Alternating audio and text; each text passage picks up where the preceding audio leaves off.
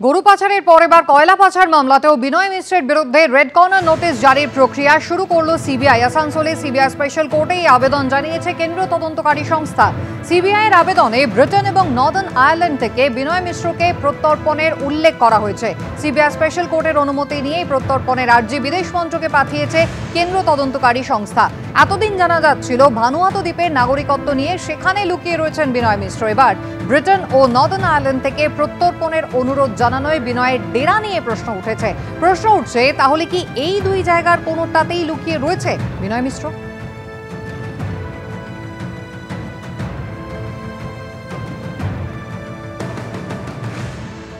তদন্তটা কে করছে, রাজ্যের পুলিশ না কেন্দ্রের তদন্তকারী সংস্থা?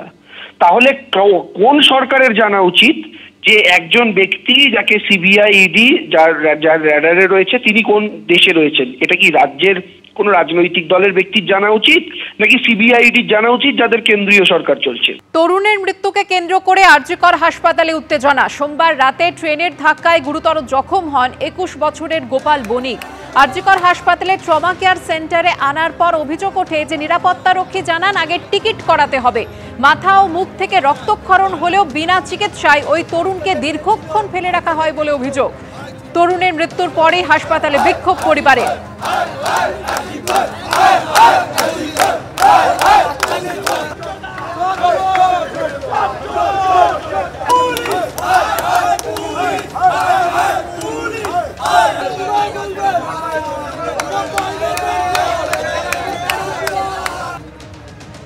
রোগী মৃত্যুকে কেন্দ্র করে মাঝরাতে উত্তেজনা আরজিকর হাসপাতালে। বিধাননগর এবং দমদমের মাঝে দক্ষিণদারিতে রেল দুর্ঘটনায় এক 21 বছরের যুবক ট্রেনের ধাক্কায় আহত হন। সেই আহত যুবককে নিয়ে আসা হয় এই আরজিকর হাসপাতালে। তারপর তার পরিবারের তরফে যেটা অভিযোগ করা হচ্ছে, এই আরজিকর হাসপাতালে নিয়ে আসার পর ট্রমা সেন্টারে তাকে নিয়ে যাওয়া হয়, কিন্তু ট্রমা সেন্টারে ঢোকানোর পর তার কোনো রকম চিকিৎসা শুরু হয়নি।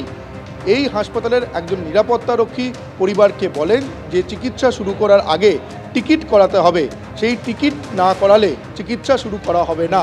পরিবারের আরও অভিযোগ, এই ট্রমা সেন্টারে ঢোকানোর পর কোনো রকম চিকিৎসা শুরু হয়নি।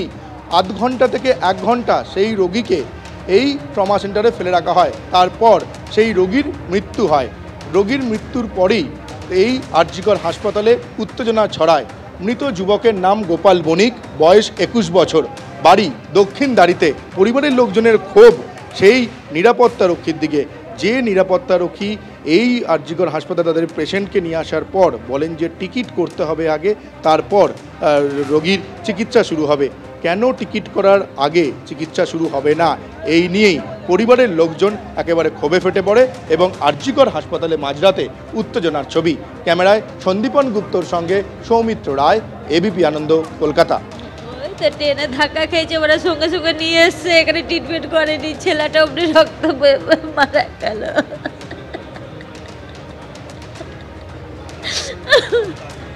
ওর বন্ধুরা তুলে নিয়ে চলে এসছে এখানে, না তো আমি আনতাম না এখানে। আমি গেছিলাম রেল লাইনে, পাইনি ওকে, ওরা নিয়ে চলে এসেছিল এখানে।